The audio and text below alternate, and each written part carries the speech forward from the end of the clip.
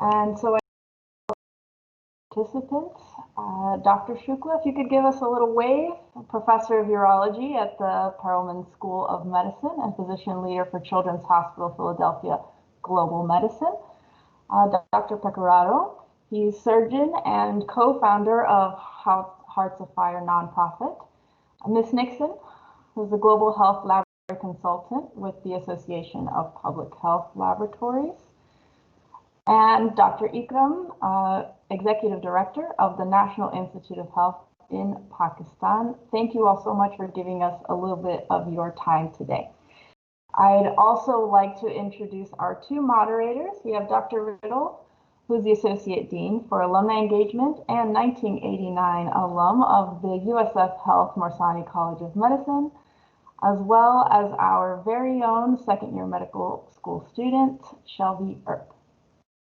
Okay, we'll just begin with a short welcome from some of our students. Salah, are you online? Hello, yeah, can you hear me? Yes, I can hear you. See me? Okay, perfect, yeah. Hello, everyone. My name is Salah Amir, and I am the current president of the Pakistani Student Association at USF. I'm here to extend a warm welcome to Dr. Ikram, who's joining us from Pakistan. Dr. Ikram, assalamu alaikum. आपको मैं खुश आमदीद देना चाहती हूँ. आपने अपना time दिया हमें. Thank you so much for your time. Yeah, thank you, everyone. Thank you so much. Of course. Thank you so much. Yeah, so you'd like to say, oh, go ahead, sir. Sorry. Yes. Well, when would you like? I mean, once you give me a word only, then I'll speak. So over to you, please. Over to you. Okay. I just wanted to say thank you to the rest of our panelists as well for taking time out of their extremely busy schedules to talk about something that's very important to me, and I know a lot of other people, and that's global health. As a medical student, I find panels like this to be extremely informative and helpful as I continue to move forward in my medical education, and hopefully being able to implement this in my career as a physician in the future as well. So yeah, as Vanessa was saying, I am a second-year medical student at the USF Morsani College of Medicine. I also went to USF for my undergrad, and I'd say that's kind of where my passion for global health started. I was a leader for one of the USF chapters of a club called Volunteers Around the World, and it was a medical service group. And so I went on trips to Guatemala and Peru, where we provided healthcare in very rural areas of those countries. And then in medical school, I'm continuing to pursue that passion for global health by being involved in the International Medicine Scholarly Concentration Program, as well as being a sustainability co-chair for Project World Health, which is also like a medical outreach program that goes to the Dominican Republic every spring break. And we provide medical care and clean water and stuff like that. So again, thank you guys for your time. I really appreciate it. Thank you, Shelby. So I have to say I recruited Shelby to help me out with this because, quite frankly, I have not been someone who's gone overseas and done some of these amazing things. But I was really excited when Vanessa asked if I could help bring a couple of our Morsani College of Medicine alumni to the table who have done some amazing things across the world. And my job as moderator really is to sort of introduce what our like today. What we'd like to do is start with a round robin from our panelists. We'd love to give you each 5, no more than maybe 10 minutes to tell us a little bit about your story, how you got involved in global health, set the stage. I know the students do have some questions that they've sort of lined up, so I have no doubt that there'll be ample opportunity to allow them an opportunity to speak with you directly, which is the beauty of this kind of platform. It's really nice. A couple of housekeeping things. Panelist and Shelby, who will come back and sort of moderate the Q&A session. If you all will stay on camera, that's great. I'm going to go off camera.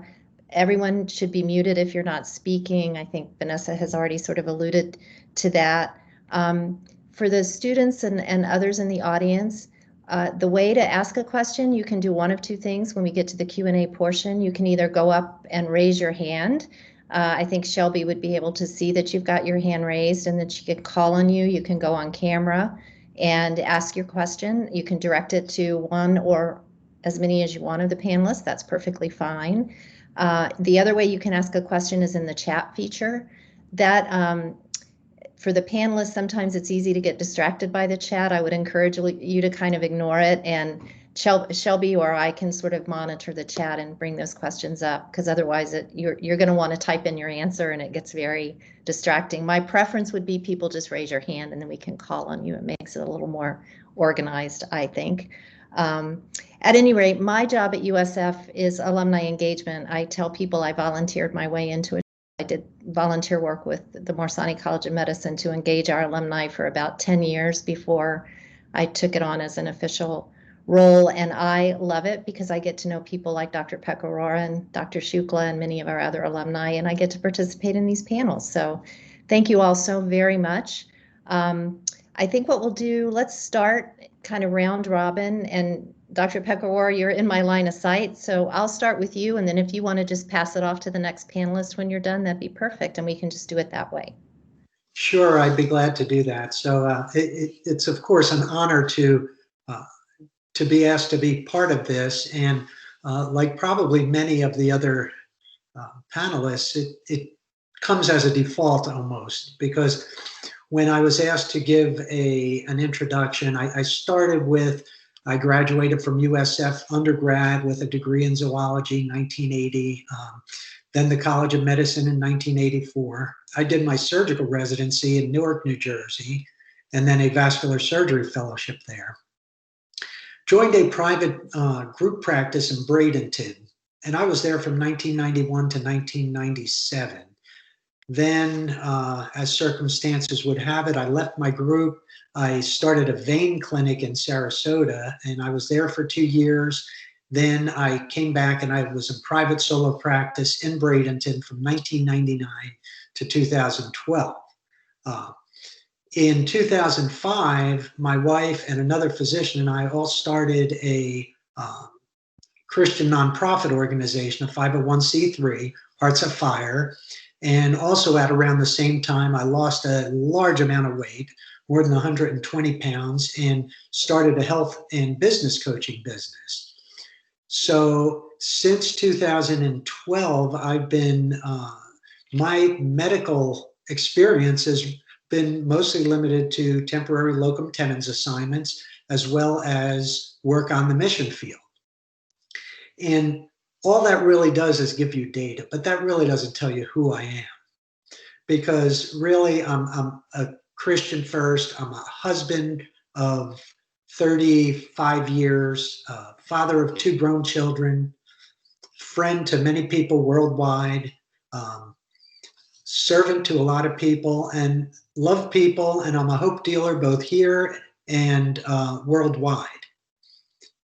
So I don't know how much more you want me to go into now, Valerie. I think we could probably, the inspiration and some of the other things we'll be covering later, correct?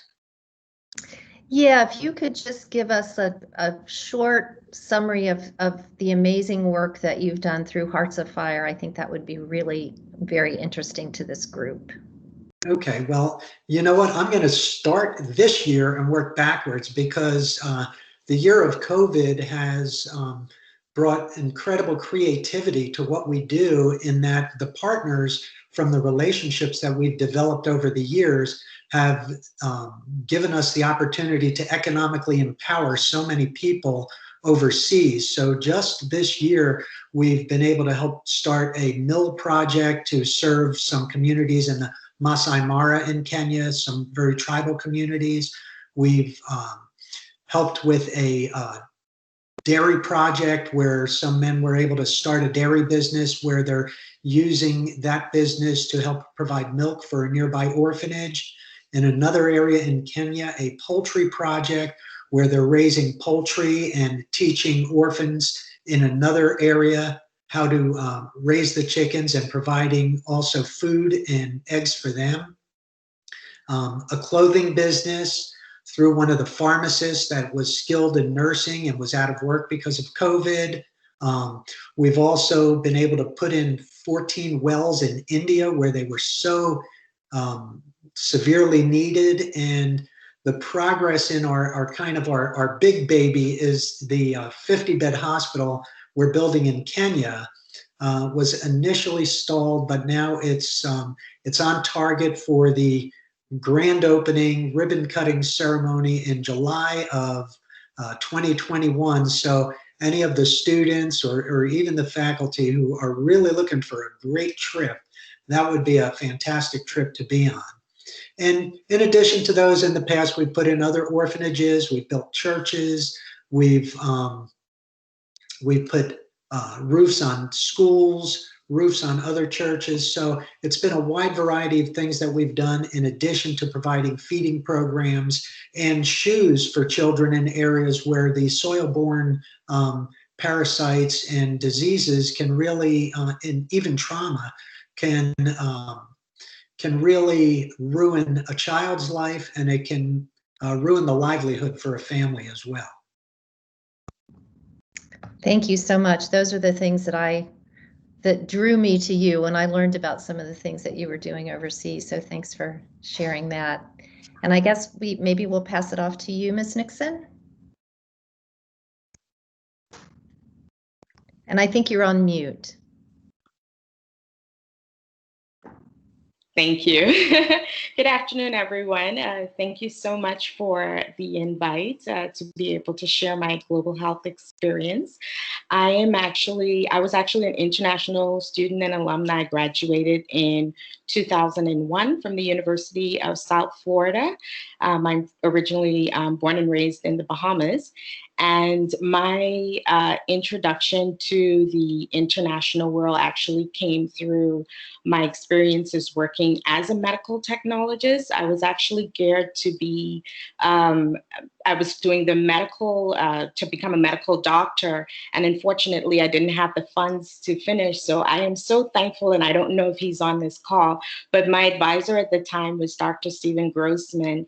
And he was the one that recommended that I go into the field of medical technology. And I thank him every day for that shift in just giving me that advice, because I thoroughly enjoy the laboratory world and the experiences that it's given me thus far. So I worked as a generalist in the Florida hospital systems for about 5 years. And then I transferred up to Johns Hopkins Hospital, where I specialized in transfusion medicine and HIV specialty care. And that's when I was introduced to the international world of clinical trial studies. From there, I left Johns Hopkins and went back home to the Bahamas for a short time. And I worked on some HIV studies, and then had the opportunity with Emory University through a colleague that I had met while I was actually at the University of South Florida, to do some work in Zambia. And so I worked with the Zambia Emory HIV Research Project Group, which is a group that deals with HIV patients that are discordant. And that means one person was HIV positive, one HIV negative. And so this started my international experience outside of the US, then started in 2009.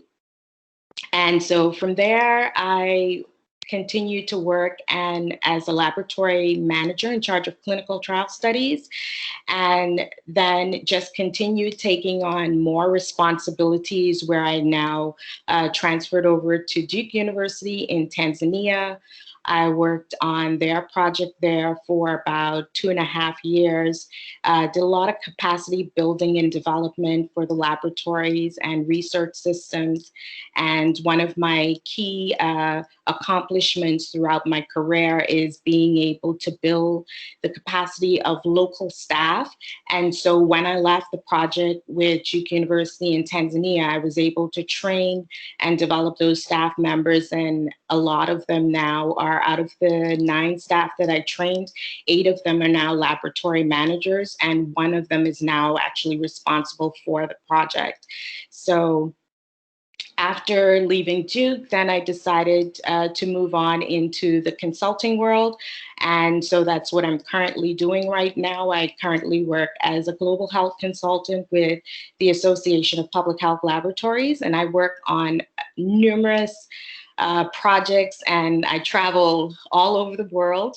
My projects have carried me to lots of Africa, mostly East and Western Africa, and then also to now of late, I've been to several of the Pacific Islands, 5 of them, and also to in South America. I worked on projects in Guyana, and all of the projects that I work on encompasses doing mentoring and training for laboratory staff in the public health arena, as well as also to giving guidance for and recommendations on how to strengthen and build public health programs and public health systems. So I'm handing it over now to the next speaker, Dr. Ahmed. All right. Thank you so much. First of all, exceedingly grateful to University of South Florida and all of you for making it happen. It's really an honor for me. My background, I'm a medical doctor, did my medical graduation in 1987, followed by my training diploma and membership in clinical pathology, then 4-year fellowship in microbiology, and that was followed by a PhD in clinical microbiology. I have had experience in studying in multiple universities abroad as well. Got my fellowship from Royal College of Pathologists and from Royal College of Public Health as well. Then I did my 1-year fellowship in certificate in emerging infectious diseases from University of Iowa. And 2005, later part of in December and early 2006, I have had the opportunity of visiting University of South Florida, whereby I did my bioelectron microscopy course. And that was the first time that I did my 1-day biosafety course before joining that. And that was the evolution of biosafety for me, frankly speaking. From that day onwards, I think I have been trying to acquire all the credentials that are available globally. And I am currently the president of Pakistan Biological Safety Association. And previously, I was also president of Infectious Diseases Society of Pakistan. Now, recently, I've been elected as chair of the board of directors of International Federation of Biosafety Association, IFBA, which is having its headquarters in Canada. And I do hold multiple international portfolios, being on the executive board, including the International Council of Infectious Diseases, and similarly do chair a committee regarding public health relations to law enforcement agencies as well. So with all that background, I have been at National Institute of Health for the last 3 years, and it's equivalent to National Public Health Institute, or it was settled on the just parameters which CDC US is doing. So with my 3 years experience at NIH, I would say global health security agenda has been a top priority because Pakistan is also signatory to that. And Pakistan was the first country in the region which underwent joint external evaluation. And that set as a Bible, I mean, all those things, the gaps, the missing portion in the systems, we started working on all those for the last 3 years. And that was one of the main reasons that we were to a stage where we could fight amicably the corona war as well. Besides, I am actively involved in research work and academics. I have been closely working with the Fogarty International Center for more than a decade now, more so on very structured training programs. And similarly, NIH, CDC, with CDC, we are working closely on global health security agenda. And one of the main mandates at NIH, and we are responsible for the whole surveillance system of the country, providing the public health lab diagnostics, and so many other mandate duties that we have. So that is the background, and I really feel honored that I'm with you. So looking forward towards more discussion. And fortunately, I was blessed with an awarded International Biosafety Heroes Award some time back. And since then, it's my passion to impart training in biosafety and biosecurity all around the globe. Meanwhile, as we are more focused towards GHSA, definitely One Health, antimicrobial resistance, GHSA, international health regulation, they all come under the similar portfolios, and we are closely working at the international level with the different governmental bodies as well as NGOs. Thank you so much. Over to you, please. Thank you so much. That's quite an impressive career that you've had. Dr. Shukla, your turn. Great. Thank you, Valerie. Thank you, Vanessa and USF for having me back. I'm here in Philadelphia, sitting here in Philadelphia in my home. I'm a pediatric urologist at the Children's Hospital of Philadelphia, which is just about 2 miles down the road here in Center City, Philadelphia. And I just, reflecting and listening to so many fellow alumni, that I grew up in Pembroke Pines, Fort Lauderdale, Broward County, went to Florida, graduated from there in 1990. But it's almost 30 years ago, in 1991, that I started at USF Med School. And seeing, the second year med students and their passion, it really just brings back my memories of what I was thinking in those days. And I do remember, having an international background, being the son of an immigrant. I was born in the US, my parents were from India. Always thought, I want to be global. I want to, I speak some language. I speak Hindi and Gujarati. How could I use that? It's got to be worth something. So it was always sort of in my mind that, I'll do something. And medicine was such a natural, it gives you such a natural extension of making a difference, of impacting lives. So I thought I always had a global outlook, and USF really helped me develop that. And I remember as a med student, taking a lot of courses, a lot of rotations, and I loved infectious diseases. And Dr. John Sinnott was an inspiring teacher, and I really thought I was going to do tropical medicine and stamp out malaria and dengue, and that's where the need is in the developing world, and that's what I would do. But I ended up getting the bug of general surgery. Dr. Lockhart and Dr. Pausang and the surgeons in urology. I just, I took a turn, and I ended up doing my residency there at USF, at Tampa General, and the Moffitt, and all the institutions there, the VA, got an amazing training. And along the way, I really got the bug that I wanted to be in academics, that academia was really something that inspired me to be able to look at, when you have so much volume, to be able to see the patterns, to be able to make some correlations, maybe even find causation. And that led me, down looking at academics as a career. But along the way, I remember as I was thinking about urology that, at that time in '95, urology was not really developed in the developing world. But as I got into urology, I ended up really seeing pediatric urology as a spot that at that time around the world, pediatric surgeons did most of the pediatric urology. It wasn't really done by people trained in urology. And I thought that if I really followed this could really have an impact. So I just wanted to stress that even then, I always thought, what can I do that might have, it suits my passion, my interest, but also might have a global dimension to it. And it was just lucky that, I came here to Philadelphia to do my training back in 2001 after 10 years in Tampa, about 4 years of medical school, 6 years of residency. Back then it was 2 years of surgery, 4 years of urology. So from 91 to 2001, those were the best years of my life in Tampa. I got married, had my first son, came up here, did my fellowship, came back to Florida briefly to Jacksonville. But then I really decided I wanted to do an academic career, and I started as a chief of pediatric urology at the University of Minnesota. So Miami boy moved to Minneapolis, which is what an academic career can do to you. And then just about 9 years ago, I came back to Philadelphia. And in Minneapolis, I sort of stumbled into, by then I was a pediatric urologist. I was new, but I was trying to see what can I do in the developing world. And it took me back to India on a trip to my parents' hometown. It just so happened that, okay, well, this is familiar. I know this place. I used to go there on summer vacation.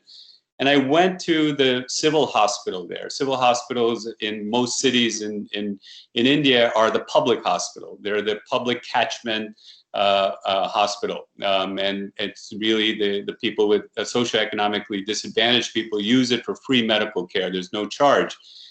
And I saw what the pediatric urology need there, and it was just explosive. The amount of volume, the amount of diversity of cases. And very sadly, there's a condition called bladder exstrophy, where children are born where their lower abdominal wall basically hasn't formed. So the bladder is outside, the genitalia is open, it's never formed in a proper way. And you can Google it. And we thought, can we help here? And it was just like that. But I brought in, at that time, I was still young and didn't really have the expertise. And I brought in an expert from Seattle Children's, Rich Grady. And we sort of brought him, and he was stunned because here in the US, we would do 1 case of this, 2 cases a year of bladder exstrophy. And in India, I was looking at a waiting room or an operating or a little inpatient ward with 20 patients with that problem, just, with disasters, catastrophes that had happened when people not knowing how to fix it had tried to fix it. And so we sort of said, well, let's do this. And we came back, and we came back the following year, and I brought more people. And then I realized as it sort of grew, I remember one conversation that, I, as an academician, it's fine to go do this, but people really in my hospital looked down as I came back to CHOP. One of the chiefs of surgery said to me, Asim, you realize when you go to India and you operate, you're not Asim Shukla, you're CHOP, you're Children's Hospital of Philadelphia, University of Pennsylvania Urology. Are you really doing it the right way? Are you parachuting in, doing a bunch of cool cases and flying out? Or are you doing this in a sustained way? And it really sort of, put it all together for me, and it became an academically legitimate path. So now I was able to not only work very hard to work on bladder exstrophy, to develop new ways of repairing something that we didn't have in the US, but also became, we published papers, we published it in JAMA, and in many other ways, I was able to show that you can do philanthropy, you can reduce the global burden of surgical disease, but you can also be academically legitimate, and it really has become a path for me in my academic career. So I just put that out.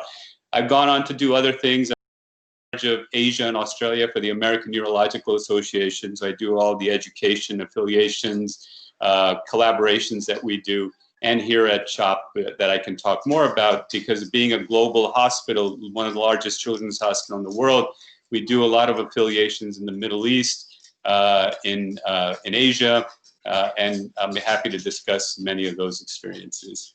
But it's so nice to be back with USF medical students. Really where I started, where I got my career. I can't say how much USF has impacted my life, and to share this with the medical students is really a great honor.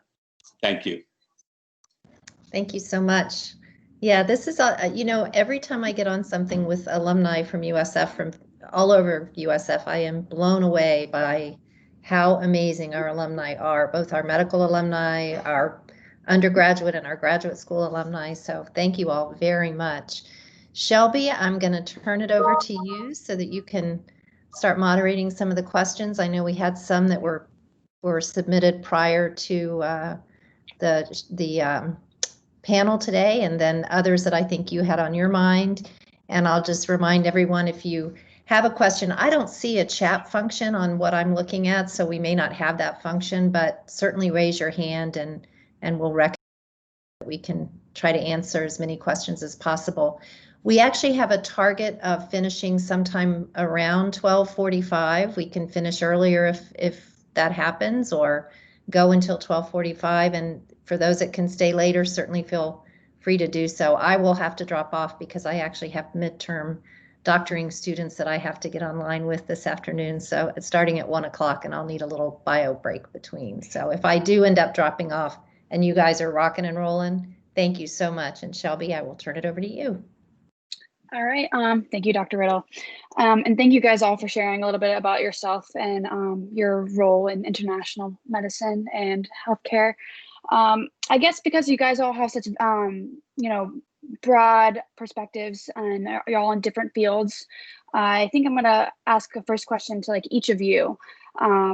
So like how feasible would you say it is to incorporate global health and work abroad?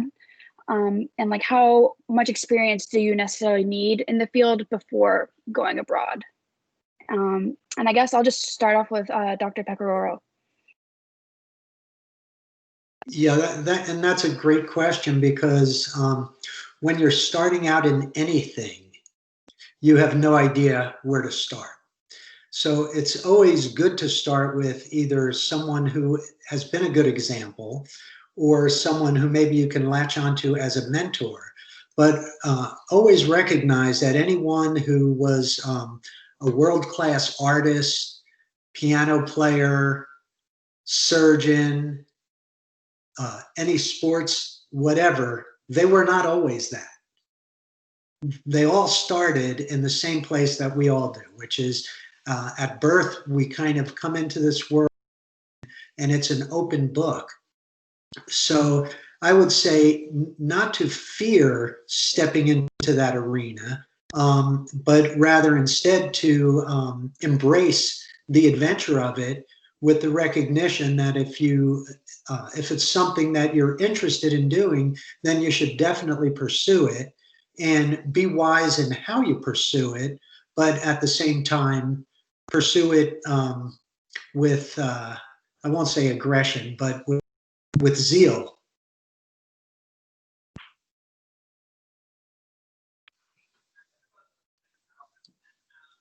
I can, take it from there. Dr. Pecoraro is completely right. As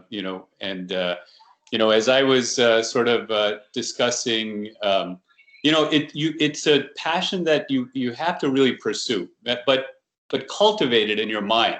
Even now, if this is what you really love, it really can happen. There's so many opportunities there, and in academics, in faith-based, in other types of work. There's many different models. You've seen Dr. Pecker, that one model. You've seen the model that we have, where we really focused on one congenital condition that's very complex. Each operation takes about 14 hours. And we've done about 125 of those cases with our team. But you can do cleft palate work, which is very rapid and go to different hospitals and doesn't need as much follow-up. There's so many different ways, and of course, in medicine, there's so many different opportunities in infectious diseases and cardiology and any aspect of care. It's not just a need, there's an interest. If you go with the right attitude that I'm here to learn as much as I'm here to share. I've taken as much from India, and in my global work, I've done this work all over Europe and Asia and China. I've learned much more on those trips, I think, sometimes than I have shared. And I think any of us would say that. So it's a determined thing. It's something you want to do. And then you seek out the opportunities. And the opportunities are copious, and we can talk about those. I'll pick up from where Shukla left. Thank you so much, Shukla. I think you people have summarized. It's the zeal, it's the passion, it's the dedication that makes you, I would say, going global and getting global. The modern arena, with all the globalization, the chances that you get, the opportunities that are waiting for you. I would say you have to create opportunities as well with that.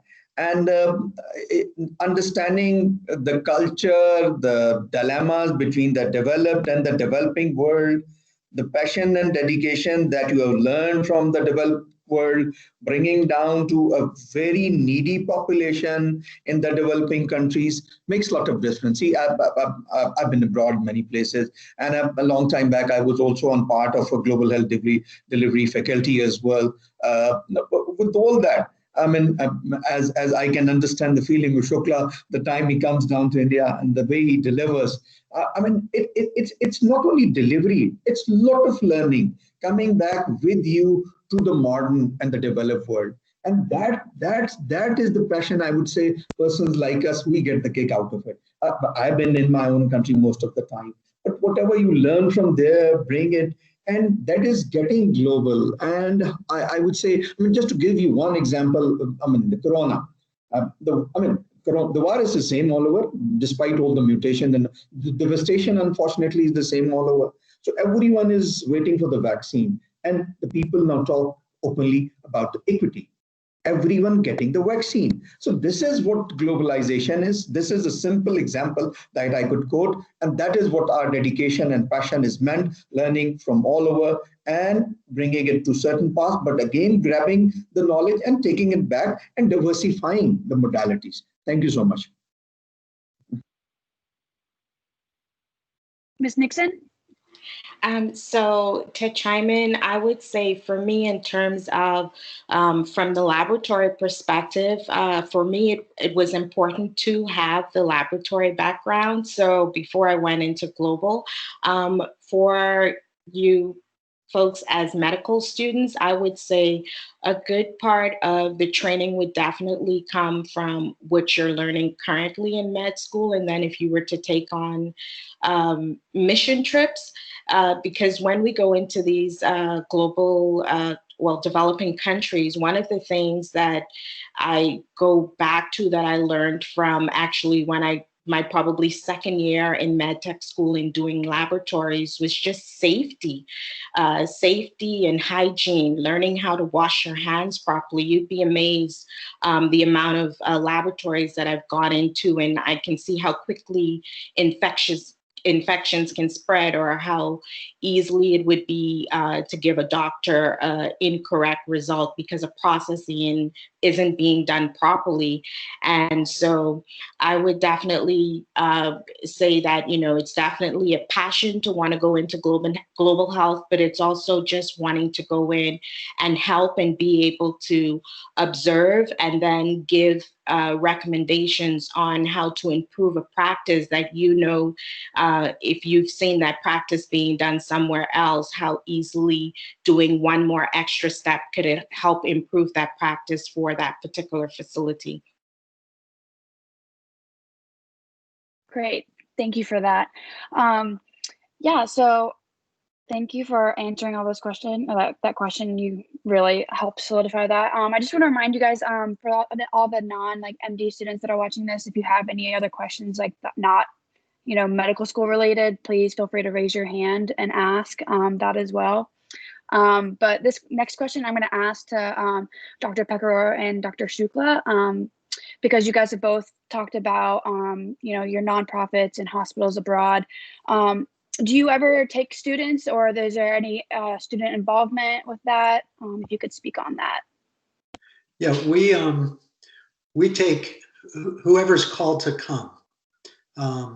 So we've had medical students, we've had pre-med students. I started taking my kids on mission trips when they were 9 years old. We've taken families. So obviously, if we're going to be in an operating room, things are a little bit different. But most of the time, we're doing rural clinics, and it's a great experience for even non-medical people to see the impact that disease and disability can have in the world, because a lot of things they will never see at home here in the US, but they can see things overseas that are that really will open their eyes to, I think, in many ways, how good they have it here. And at the same time, it can broaden a student's perspective as to how much more there is to medicine than the textbooks that maybe they're reading, because you really, I think, when the resources are limited, understand even more so the value of treating the whole patient instead of just treating patient diseases. Yeah, I'll take it from there. Yeah, you're right. for medical students in our setup, I have taken pre-meds, I've taken medical students, but they really, this is structured in such a way that they really, they come with something. They have a passion. It's not really an observing trip, but it's like, I always have a conversation with them. Here's what we do.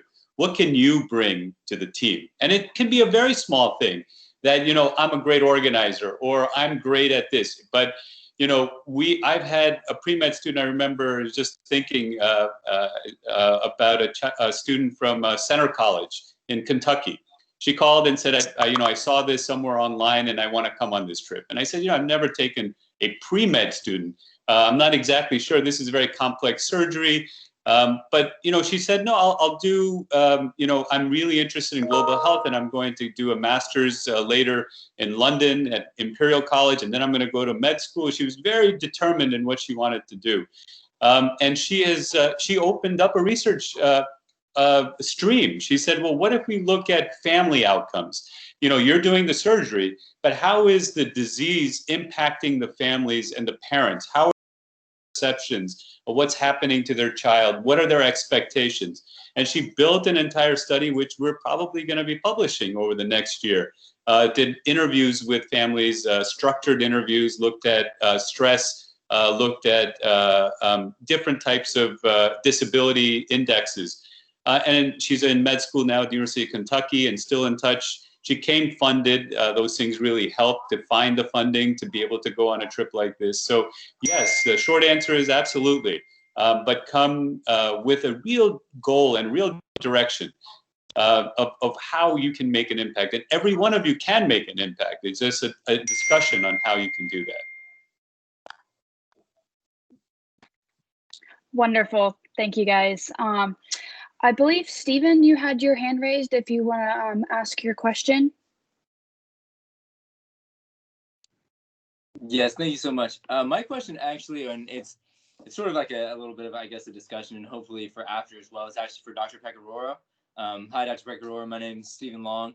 I'm actually a pre-medical student right now at USF's Tampa campus, and my major's in biomedical sciences with a minor in anthropology. First of all, I just want to say I really, really like your work. I like the kind of the direction you come from in that, as far as, spiritually, and I definitely relate to that. So I really like that. My mic, or I should say my speaker, I guess, sort of broke up when you were saying the actual name of your nonprofit. So what was the actual name of it again? I tried to go in the chat, but unfortunately it wasn't working. Oh, you're muted right now. Yeah, it's Hearts of Fire, HEARTS, and then AFIRE. Excellent. And so the website is heartsoffire.us, like United States. Excellent, thank you. And then you said, as far as the trips and I know taking students in the mission field, you said you guys do definitely take like undergraduate students as well, like pre-medical students as well as medical students, right? Absolutely. We've had high school, we've had youth, we've had really under 16. They need to be with a parent, but over 16 is usually not an issue at all. Excellent, excellent, awesome. Then I would love to hopefully talk to you and maybe get your contact for afterwards. And I would like to talk to you a little bit more about that because I would love to take part in one of those trips for sure. Absolutely, we'll definitely do that. Excellent, awesome. And then my only question again, really something a little bit more for after, I think, as far as talking to you. I know you said you had a private practice in Bradenton for a while. My goal long term is hopefully to go to LACOM or Lake Erie College of Osteopathic Medicine in Bradenton or their Bradenton campus. So I'm sure being out there for as long as you were, you're at least familiar with them. I know they've been out there for a little while. So I'd love to talk to you about that too. Okay, will do. Excellent. Great, awesome. Thank you, Stephen. My next question is going to be for Dr. Ikram. If you could already kind of mention the COVID pandemic, and I just kind of wanted to ask, how that's changed your work and how your country's healthcare system has changed to adapt to that. Yeah, I think very important question.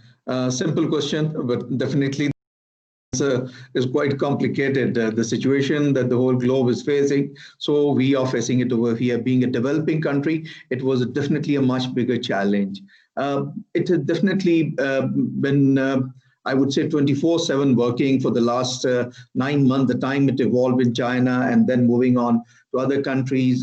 We had our first case on 26th of March.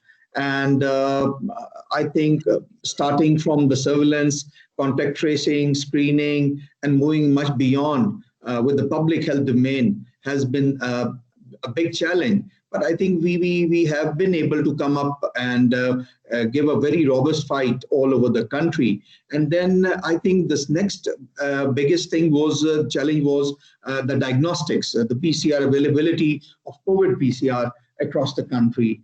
From day one, later on, when the antibodies were there, the antigen testing, we have yet not adopted all those modalities. We are basing our diagnostics upon PCR mainly. So with all that, starting from a single lab as a national referral center at National Institute of Health, we started working all across the country till toward the borders even. And today we have more than 160 labs functional all across the country for COVID PCR. And that's one aspect. Keeping the quality assurance and standard was yet another standard. We launched a formidable national program for having a control check. And then moving out for the information, I think the main pivotal role has been played by the risk communication. And we have a very formidable section at National Institute of Health. And finally, the government laid down a National Command and Operation Center, which remains effective again 24/7, and where we have that has provided us the platform whereby all the stakeholders getting under one umbrella, formalizing the policies, and then making practical implementation on ground was the actual outcome of all those stakeholders working together. With definitely, we have the political backing as well. With all that, moving on to lowest possible level to the rapid response teams, their role, their training, and the next challenge that came across during the main grant in June and July was the infection control and management within the hospital. So we again laid down the policy at the national level. We were already training at the point of entries as well as other regions, practical drills, hands-on training, triage, and all those things right on the spot. But when the challenge was, I think we were during June and July, when it was picking up very rapidly, we started online trainings and then laying down the national guideline for almost everything, and then devolving it to the provincial and the regional level, and then our teams going down for all audits and all that, even during the crisis period. So all these things coming up together make us sail through. Still, it's a challenge. It is very much there. It's not over as yet. And again, as the winter is there, we definitely, there is a rise in the cases, and we are again ready to deal all the challenges related to Corona, because the next thing is the hospitalization. And I think a massive occupation of the hospitals and all those. So during the first surge, we got prepared. And again, God forbid, let's hope we prepare for the whole globe that this madness finishes as early as possible. But till that time, it's going to be a big challenge. So we wait for the vaccines to come. The good news that coming from Pfizer yesterday, and we hope that the other would also be coming up shortly. And because definitely we can't wait for the herd immunity. It's going to take 2 to 3 years, for which definitely we are not ready. Thank you. Thank you, Dr. Ikram. Stephen, did you have your hand up again? Yes, ma'am. And actually, my question was kind of to build off something Dr. Ikram had said earlier. So it was actually a question for him. Let me start my video real quick.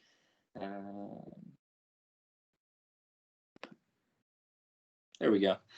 So yes, so this is again a little bit more for Dr. Ikram. Again, building off something that you said earlier. Once again, and you probably heard my brief introduction. My name is Stephen Long. I'm a pre-med student at USF right now. And my question to you is what, and it kind of popped into my head as you introduced yourself a little bit earlier, was someone obviously in your position, that has, the recognition from, not only your own nation, but, others as well on kind of a global scale. And then you talked about medical students and pre-medical students that, have a passion for global health, and I see myself, whether in private practice or, in group practice one day, again, hopefully having a global impact like many of you have said. So my question specifically to you would be, how do you think, again, from your perspective, again, as kind of a health leader in a developing nation, how do I, as someone obviously that's a student and has always been in a very developed nation, how do I kind of channel that passion? What do you think are my next steps personally to kind of channel my passion to helping the developed or developing world, rather? Right. I think, Steve, I have a very nice question. I must say that. You see, it comes, if I see my own experience, getting my earlier education in my own country, then roaming around for different credentials and acquisition, evolving myself, learning. As I said, it's not only the education, but mentorship that you receive from all across the world. And I've got some excellent mentors in US as well. So with all that, grabbing, and I think I would like to quote here that education not sows the seed in you, but makes your seed grow. I unquote. The seed is definitely inside. It's a matter of getting those opportunities. And as I just saw your passion asking about, if you would be going to that place, this is what as a mentor, if I am there, I would like to ignite your passion for these things. And once you are exposed, see, in a developed world, things are very different. Coming down to a developing world, once with all the experience, but the only I think the passion is definitely very much there. But you come down to a place where you can actually see the practicalities and realities on ground, which are very different. And let me tell you, the people all across the globe, they're very loving, and they also need compassion and passion with them. So it's just igniting your inner fire. And I really like the name Hearts of Fire, because that putting your heart on fire. I would say, if I'm your mentor, I'm going to put your heart on fire to make the things happen. And I'm sure students like you who have the knowledge and the depth and the base, they can evolve in places and nurture the whole world. Awesome. Thank you so much, Dr. Crum. And it's very similar, as I said, to Dr. Pecoraro. Certainly, if I could get your contact for after, I would love to just kind of over time, kind of continue to get your perspective, because I know it's very different from my own. So thank you. Thank you. Awesome. Steve, thank you. I'm sorry if I could. Go ahead. Yeah. Just add on to what Steve was saying and what Dr. Ikram said.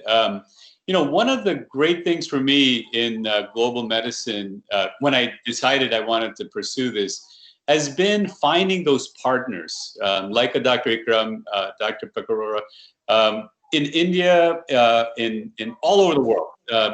When this is really flowered is when you found a partner. And you will find people who are, working in a very difficult situation, who had all the opportunities to move to the US, to Europe. People were inviting their, experts in their field, but they stayed there to really make a difference. One person, since I'm seeing Dr. Ikram in Pakistan, one of my very good friends in the field is at the Sindh Institute of Urology and Transplantation, and Dr. Sajid Sultan. One of my partners, where whenever we meet, we talk about bladder exstrophy. How can we work this? How can we improve our partnerships? I have a partner, Dr. Rakesh Joshi in Ahmedabad. These are the types of things. I have a partner like that in Beijing, who really, against all odds, is just really making a difference. They're doing God's work, and you're looking at them like, my goodness, if I can just do 1 ounce of what you do every single day.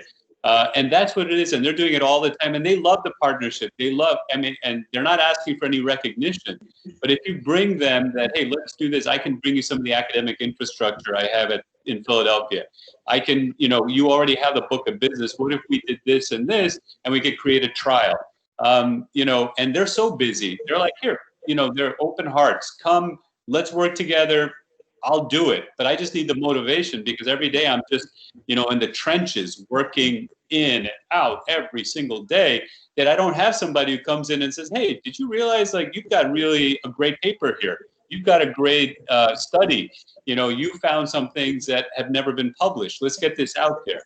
These partnerships are just waiting to happen. They're just waiting to light a flame, and it's gonna, it's gonna be there for you. You just Absolutely. Thank you.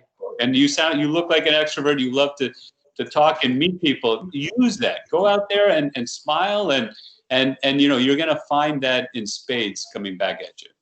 Thank you. And I would, again, and I know I keep saying this over and over, but again, love to talk to you at some point even after this event, because Absolutely. obviously you understand building those relationships, and right now I understand that obviously as a pre-medical student, even as I go forward as a medical student, right now those relationships, those partnerships, even for me, are one of a little bit more, of a mentorship nature. You know what I mean? It's just, a sponge, like you said in the very beginning. I'm certainly going to be taking in a lot more than I can give out, right?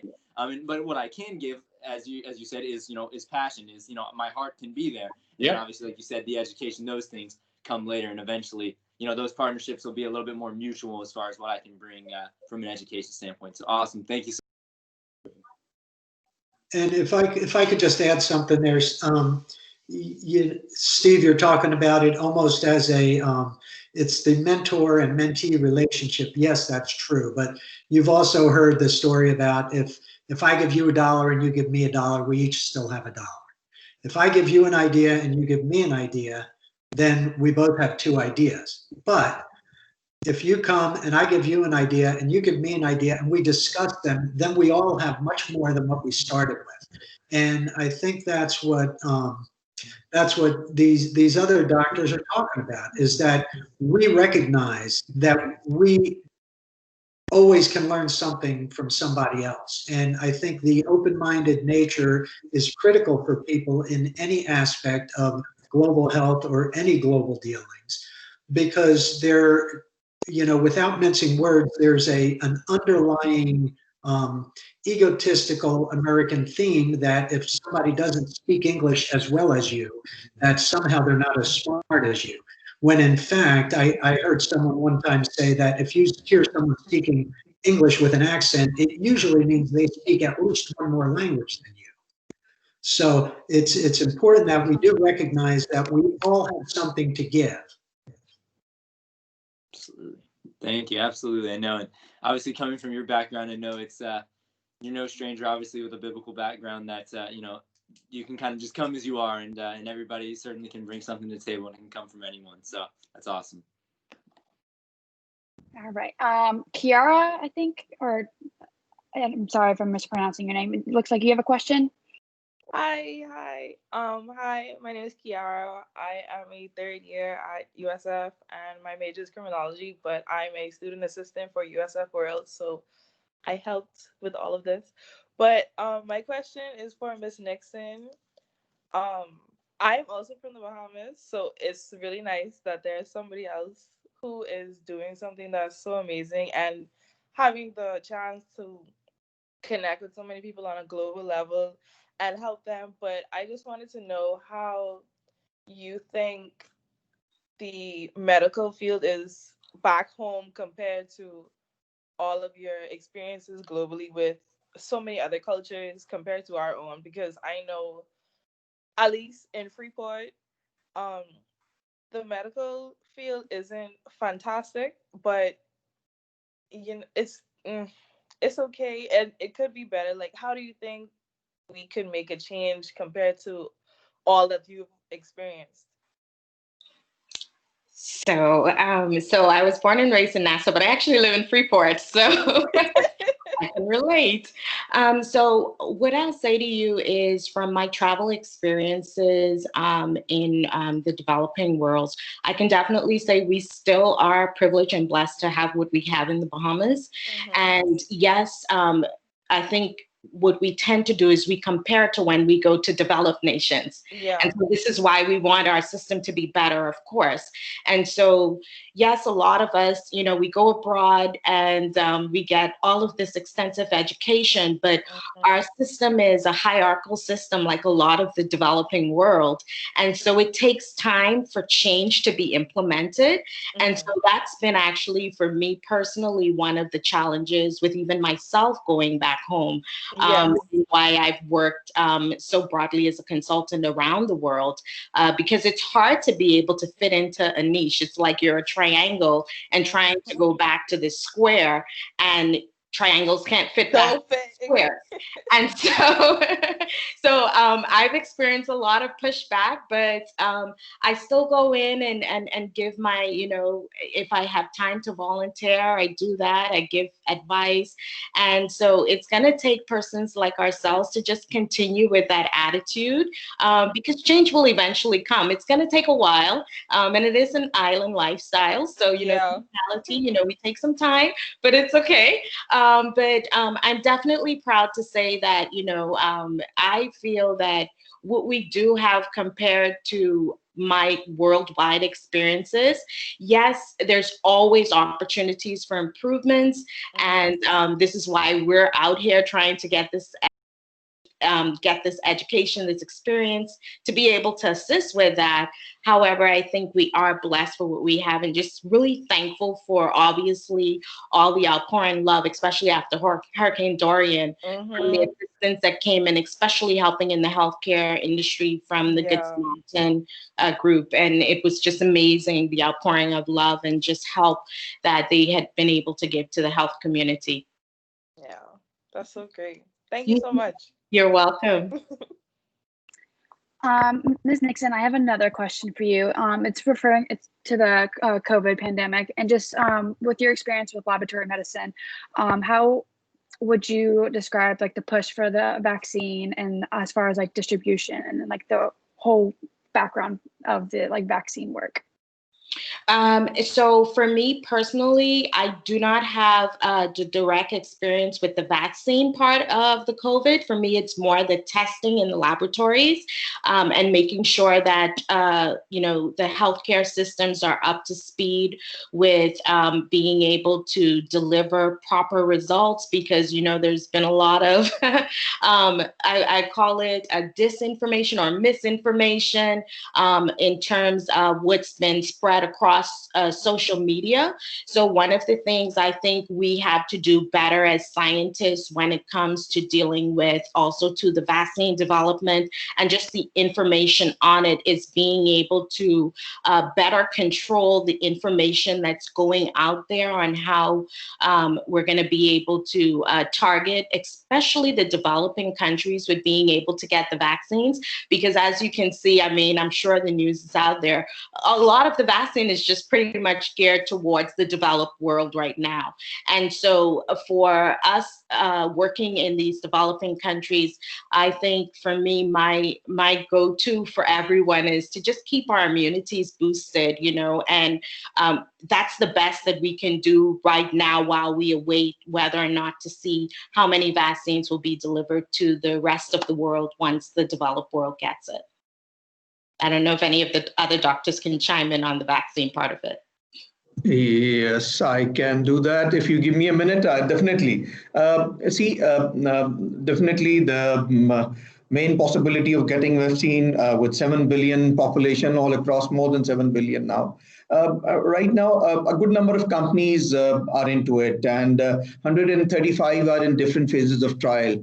And 8 companies globally are in the final stages of phase 3 clinical trials. And Pfizer yesterday announced their results with 90% efficacy. Now, moving on to US Moderna, that is again messenger RNA-based vaccine, and Janssen, they are into it in the final phases. In UK, it's Oxford AstraZeneca. It's an adenoviral vaccine with recombinant technology. Then moving on to China, where the one is inactivated from the Sinopharm, and the other is adenoviral-based vaccine, and similarly Novavax. So these are the leading companies right now. Now, a COVAX window has been set, which will provide vaccine to the developing world and around 20% of the population of that country. That vaccine is expected to be around, once it is available, expected to be with the developing countries by mid to end of next year.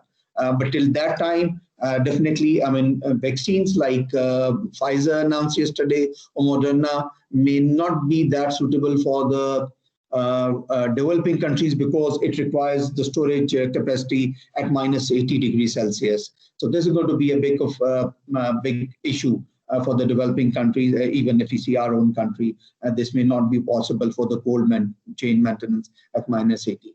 But coming down to other like recombinant adenoviral vaccines, like Oxford AstraZeneca, I think these are the modalities which can be taken up in the near future. Just in brief, but lot more that we can talk. Thank you. All right, thank you, Dr. Ikram. So as just kind of like a last question for each of you, if you could each share a story that shows like how you're so passionate about global health, just to like leave students with that, I think would be a great way for them to really identify with your story. Let's go. We'll start with Dr. Pecoraro.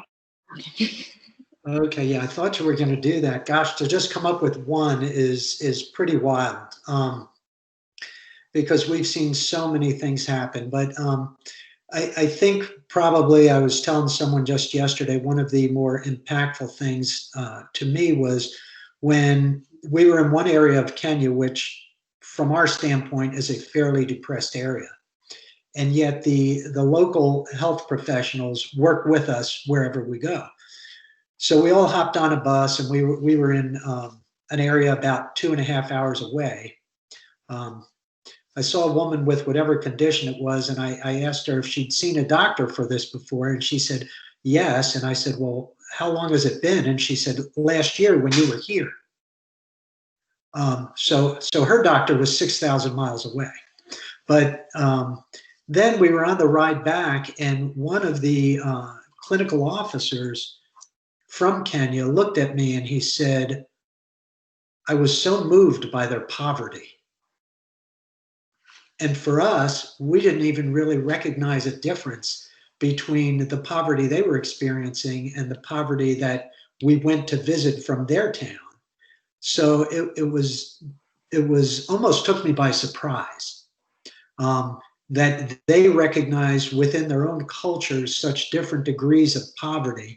And then he turned to me and he was referencing to the fact of a young man that we helped that had an open wound in his knee that was basically packed with mud. And I said, well, who at home can help you change the bandages? And he said, well, my big brother. And I said, well, where's he?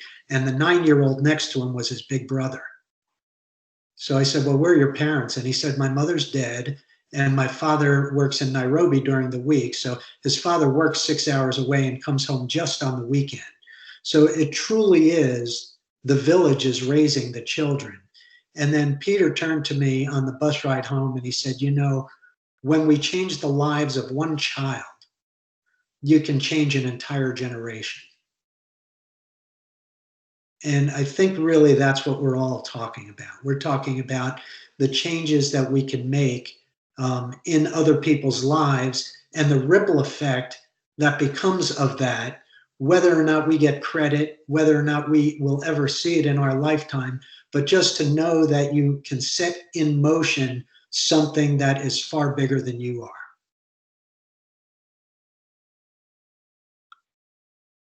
Yeah, that's an amazing story. Dr. Shukla, if you would like to go next, or Ms. Nixon, since you popped up, sorry. Okay, sure. So my most special experience from working in global health would have to be the staff that I worked with when I worked with the Duke Project in Tanzania, putting together clinical trial programs and also being able to establish capacity building and development of local staff to become leaders themselves. And so when I worked as a laboratory manager under that project, I was able to see after I left, and within 3 years after I left, I was able to help staff during the time that I was there to be able to get different scholarships and grants. And so quite a few of my staff actually came to the United States for training. And one of them in particular, I was able to get him at a training with the microbiology department at Johns Hopkins Hospital, where I previously had worked. and he went in for 3 months and came back to our facility, the research center at Kilimanjaro Research Center, and he was able to single-handedly, with my help as well too, but it was all his project, work into developing what we didn't have before, which was an area of microbiology that dealt with fungus. So it really helped the dermatology center with him being able to now readily be able to identify different types of molds and fungus. And so it helps so much, especially in the dermatology center with albino community. So for me, my greatest take back is being able to see the successes in all of the local staff that I've trained, and knowing full well that everything I've done, it has been sustained, and it continues to be sustained as they train their peers. And so that for me has been the best experience by far of working globally. Thank you. Yeah, thank you for that. Dr. Shukla, we go next. Sure. Those are all, inspiring stories, and Joe's resonated with me. We have, with bladder exstrophy, the disease that I told you that we fix is congenital anomaly that children, it's not a disease, it's a congenital problem where their bladder is open, so their urine is constantly draining. So we had a boy born in a very rural village, it's called Bihar, in the middle of India, without excellent medical care.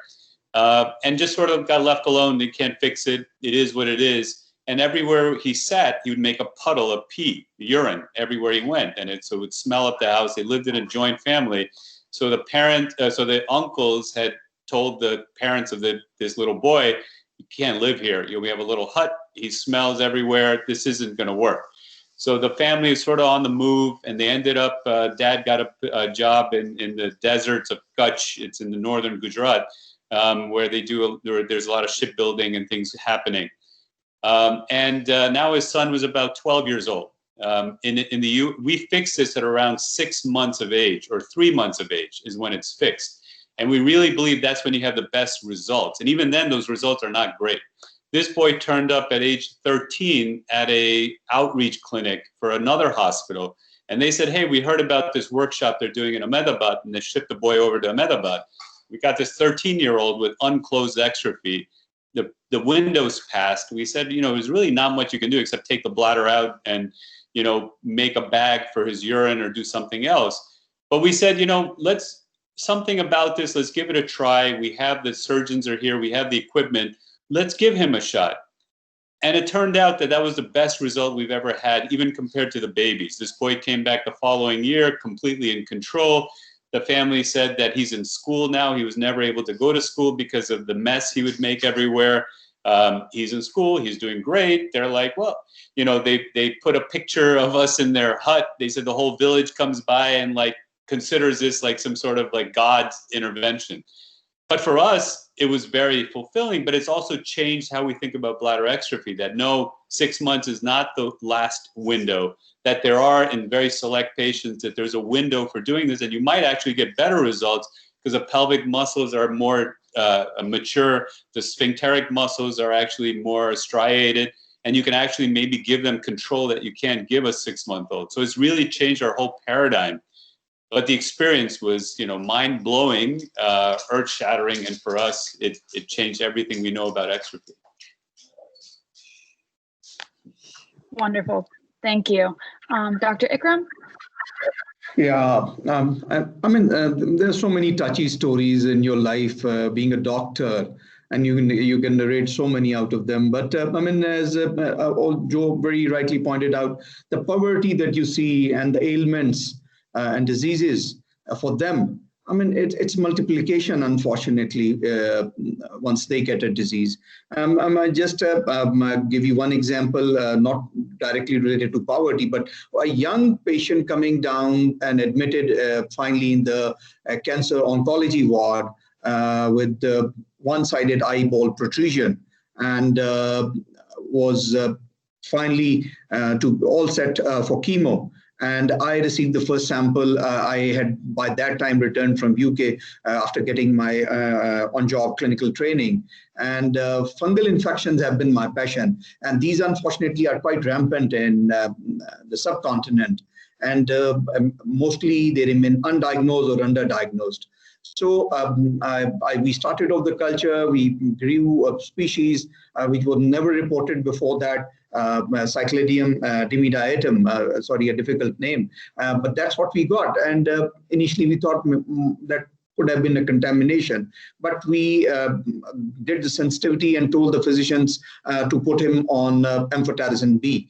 And a young patient, and again he was shifted for surgery. Whole resection was done. We again received the whole resected mass, and we again cultured it, and we received the same species. So a young patient, immunocompetent, never reported such a species previously, but with amphotericin B, within a month everything resided, and the patient went back home.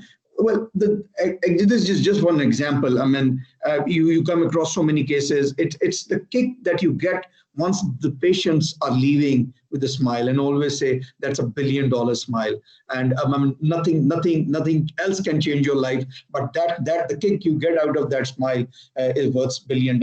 And as Joe truly said, it's the ripple effect. That should continue. Thank you. Thank you, Dr. Ikram. I'm going to pass it over to Vanessa for some closing comments. Yes, thank you all so very much, to all of our panelists and all of the guests, especially those who asked questions, for joining us today. I'm not in the field of medicine, but I have myself lived abroad in both the developed and the developing world. And I have seen the stark differences in medical care. I was living in Nepal for a couple of years, very close to the Indian border, and it was in an area where there was absolutely no medical care whatsoever. It was probably 22 kilometers to the nearest town with very poor infrastructure. So I worked with some grassroots organizations there on various things, but one of their major goals was to find a way to build a hospital there. And I did help in some medical clinics, and I have some amazing stories of similar to yours, of that $1 billion smile and limited health care, and knowing that they really only see a practitioner once a year when the clinic comes by. So the need for medical practitioners and experts in public health to leave the United States, to go global, to get experience abroad, I think is really critical. So I definitely want to encourage all of our students here to reach out to me, reach out to other global alumni, reach out to our panelists. Don't be afraid to ask questions, to get the support that you need to make the decisions, to take that first step to go abroad. You have my email address from the calendar invitations. Don't hesitate to contact me. And again, a warm thank you from the heart to all of our panelists today for taking the time to connect with our students. That's one of my biggest goals in this position, is to bridge that gap between our alumni and our students, and provide them with the opportunity to get that mentorship that I was so excited to have when I was an undergraduate myself. So I'll just wrap this up now. We will save this recording and post it. So thank you very much. And I'll give you all the floor to say your goodbyes and your connections. And I hope that this will not be the last time that I see you. Thank you. Thanks so much for hosting us. And feel free to share my contact information with any of the students or guests. You have my cell phone and my email. Either or both are fine. Same here. Feel free to share my email and contact, and look forward to staying in touch. Bye-bye, everyone. Same. Yeah. Thank you so much, everyone. And please do share our emails with the students, and we are there for any support that we can offer. Thank you so much for making it happen. Thank you, everyone. It was so good. I lied. I didn't sign off when I said I would, but I have to go now. Have a great rest of your day. Thank you. Valerie, thanks for everything. Bye, Valerie. Bye, everyone. Bye. Bye. Thank you, guys. Awesome. Thank you so much, everybody. And Dr. Pecoraro, I guess I can go to Vanessa if you want, and I can get your contact that way, and then and reach out if you'd like. I could just give it to you now if you want. Okay, perfect. Whenever you're ready, I've got pen and paper here. 941-718-0341.